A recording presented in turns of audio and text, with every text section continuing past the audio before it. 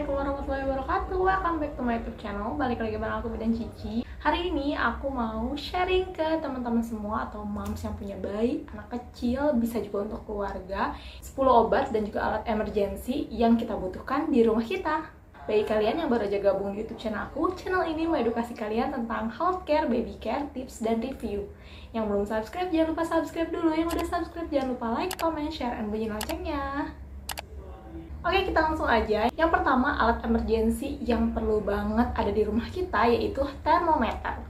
Nah, termometer ini gunanya untuk mengukur suhu tubuh kita ya, baik anak maupun yang dewasa. Aku udah pernah jelasin di video aku sebelumnya, normal suhu itu baik dewasa maupun anak 36,5 derajat Celcius sampai dengan 37,5 derajat Celcius. Jika lebih dari 37,5 derajat Celcius, berarti anak kita sedang mengalami demam. Jadi nggak bisa nih, kita cuma pegang-pegang aja terus bilang kalau anak kita hangat atau demam. Jadi harus benar-benar dicek suhunya biar tahu berapa demamnya. Jadi kita nggak asal kasih obat aja gitu ke anak kita.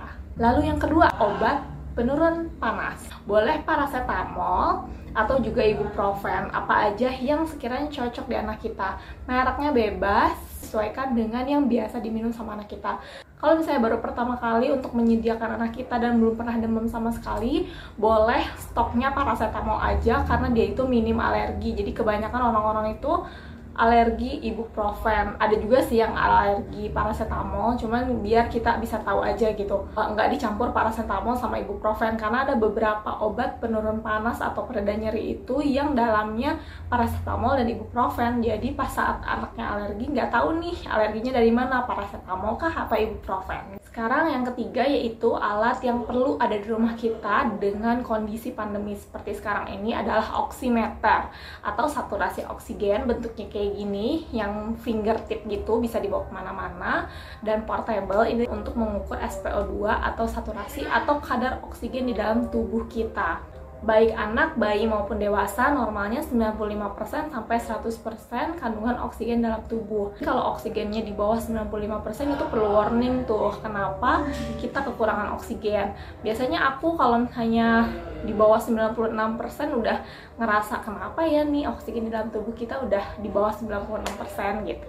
Selanjutnya yang keempat yaitu yang berhubungan dengan oximeter, oksigen. Nah, oksigen ini kayak gini bentuknya. Jadi ini tuh oksigen di dalam kaleng, lumayan ya, berapa mili gitu, kecil, dan ini bagus banget untuk stok kita, stok emergency kita di rumah. Karena apa? Kalau kadar oksigen kita di bawah 95% bisa langsung dikasih penanganan darurat sebelum ke rumah sakit atau ke UGD. Tapi kalau misalnya punya riwayat kekurangan oksigen sebelumnya, misalnya asma, nah wajib banget bukan punya oksigen aja, tapi punya tabung oksigen di rumah. Jadi kalau sewaktu-waktu sesek tuh bisa langsung kasih pertolongan pertamanya oksigen yang ada di tabung itu. Tapi kalau untuk kita dengan kondisi saat ini, kita nggak pernah tahu kapan kita ngerasa sesak, jadi kita perlu banget nih stok oksigen kayak gini. Tapi jangan panik buying juga ya, beli banyak-banyak gitu, jangan. Hanya beli maksimal 2 kaleng aja. Tapi kalau misalnya kalian emang ngerasa sesek, banyak nih sekarang penyewaan tabung oksigen beserta isinya yang bisa kita sewa. Nah, itu bisa kontak person orangnya buat beli atau buat sewa tabung oksigen dan juga beli isi oksigennya itu. Selanjutnya yang kelima yaitu obat-obatan yang sesuai dengan riwayat penyakit. Misalnya anak kita riwayatnya kejang, nah ini tuh wajib banget nih obat kejang ada di kulkas. Terus misalnya anak kita atau kita sendiri riwayat sesak, wajib banget punya inhaler. Terus juga misalnya ada anggota keluarga yang punya riwayat penyakit jantung, nah ini wajib banget stok obat jantung di dalam kotak P3K kita. Oke, selanjutnya lagi yang keenam yaitu betadine atau obat merah atau apapun itu yang untuk antiseptik. Jadi kalau anak kita jatuh terus terluka, bisa langsung dicuci, bisa langsung dikasih betadine ini biar proses penyembuhan lukanya cepat. Karena si antiseptik ini berguna banget untuk ngebunuh bakteri yang ada di luka kita. Selanjutnya yang ketujuh yaitu kapas dan juga kasa. Ini perlu banget buat balut luka, bisa untuk menghentikan perdarahan, bisa, terus juga banyak deh fungsinya. Makanya harus stok kasa dan juga kapas di rumah. Selanjutnya yang ke-8 yaitu wajib banget kita punya stok es batu di rumah. Boleh itu dibungkus pakai plastik aja es batunya, boleh juga punya ice gel kayak gitu. Kenapa perlu banget punya stok es batu? Karena kalau misalnya kita kecipratan minyak atau anak kita kecipratan minyak, pertolongan pertamanya itu menggunakan es batu. Jadi aku pernah juga kecipratan minyak di sini. Ini masih ada bekasnya sedikit tapi nggak kelihatan di kamera. Panas banget, terus langsung dikompres pakai es gel. Nah, yang sebelahnya lagi nggak kekompres pakai es gel, kurang lama gitu kompresnya. Jadi dua kulit yang kena cipratan minyak ini tuh berbeda nih, yang pakai es gel sama yang enggak. Yang pakai es gel tuh nggak ada bekasnya, yang nggak pakai es gel itu masih ada bekasnya sampai saat ini. Jadi kalau punya es gel atau punya es batu dalam plastik itu berguna banget. Selain itu juga bisa menghentikan perdarahan. Kalau misalnya kita kena pisau atau anak kita kena pisau lagi main-main kita nggak tahu, itu tuh bisa banget menghentikan perdarahan. Jadi tinggal dikompres aja pakai es batu. Oke, sekarang yang ke-9 yaitu pinset. Kalian pasti udah tahu banget, pinset ini berguna banget, ada di kotak P3K kita.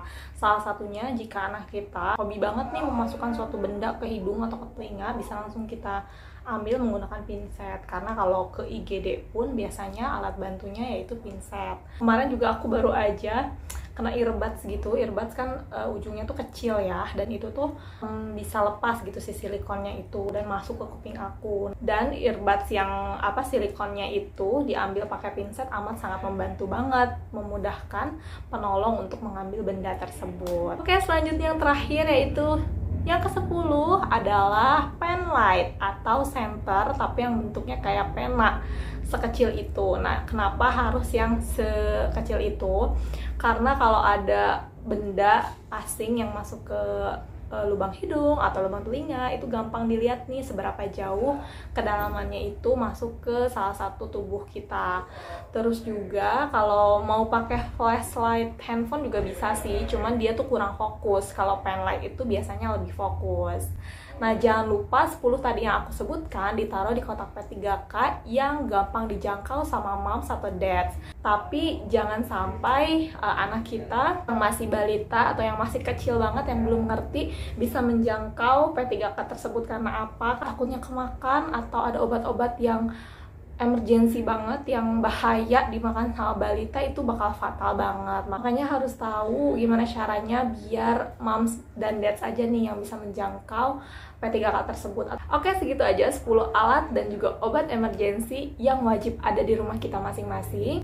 Semoga membantu. Nah, gimana nih kotak P3-nya sudah lengkap belum? Yang belum lengkap apa aja boleh komen di bawah ya. Terima kasih sudah menonton video aku sampai habis. Dukung video aku dengan klik like, comment, share, dan juga subscribe.